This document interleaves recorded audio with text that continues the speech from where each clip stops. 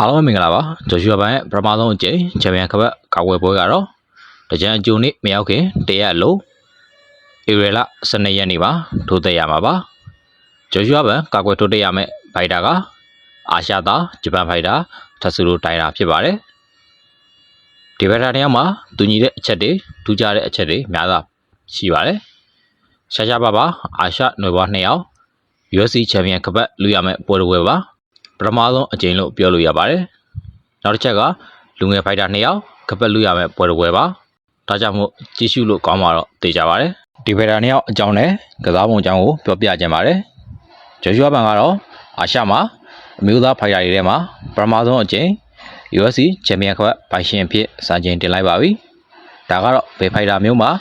ချိုးဖျက်လို့မရနိုင်တော့တဲ့စာချင်းမျိုးဖြစ်ပါတယ်ဂျိုရှူဘန်က UFC မှာ10ပွဲထိုးတာပြီး9ပွဲနိုင်1ပွဲရှုံးထားပါတယ်ထဆူရိုတိုင်တာကတော့ UFC မှာ9ပွဲထိုးတာပြီး10ပွဲနိုင်1ပွဲရှုံးထားပါတယ် UFC ဘောကတော့ဖိုင်ယာနေလုံးကတိတ်မကွာပါဘူးအသက်အပြင်လည်းတိတ်မကွာပါဘူးဂျိုရှူဘန်က25နှစ်ထဆူရိုတိုင်တာက26နှစ်ရှိပါပြီကွဲပြားတာဆိုရင်တော့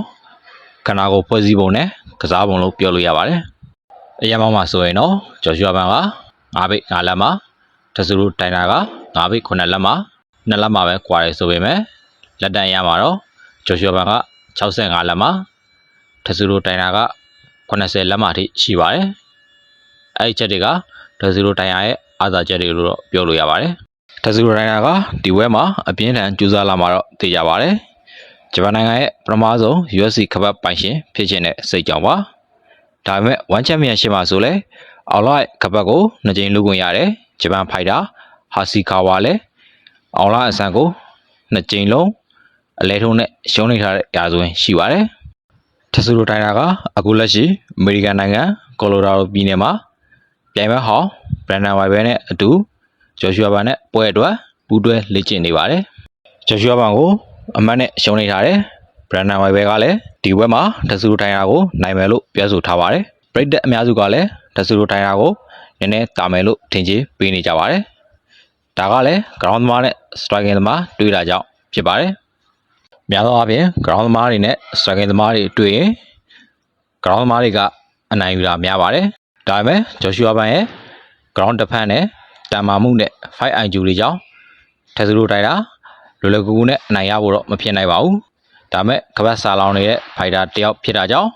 ဘယ်လိုတွေပြင်ဆင်လာမလဲဆိုတာကတော့အဆောင်ကြည့်ရမှာပါ။ထဆူရိုတိုင်တာကတော့ဒီဝဲမှာ ground ဘိုင်းကိုပဲအာရုံစိုက်လာဖို့ရှိပါတယ်။ဘာကြောင့်လဲဆိုတော့ဂျိုရှူဘန်ရဲ့ striking skill ကိုဘယ်လို့မှရှင်လို့မဖြစ်နိုင်ပါဘူး။ဒါကိုလည်းသူကောင်းကောင်းသိပါတယ်။ထဆူရိုတိုင်ယာကလည်းကပတ်စာလောင်နေသလိုဂျိုရှူဘန်ကလည်းဒီပွဲမှာသူချန်ပီယံစစ်ဖြစ်ကြောင်းကိုတက်သိပြဖို့လိုနေတဲ့ပွဲတော်ပါ။ဒါကြောင့်မလို့ဒီပွဲကမြန်မြန်ဆိုင်နဲ့ဘယ်လိုနေပြီးပါလဲတုံးပြီးထိုးသက်သွားမလဲဆိုတာကတော့စိတ်ဝင်စားတာနဲ့အဆောင်ကြည့်ရမှာပါ။ဟုတ်ကဲ့အဆုံးနေလိုက်မှကြည့်ရှုပေးလို့အားလုံးကျေးဇူးအများကြီးတင်ပါတယ်နောက်ထပ်စိတ်ဝင်စားစရာကောင်းတဲ့ MMA သတင်းတွေကိုထပ်မံကြည့်ရှုရဖို့ channel လေးကိုလည်း subscribe လုပ်ပေးထားကြပါအောင်လို့တောင်းဆိုချင်ပါတယ်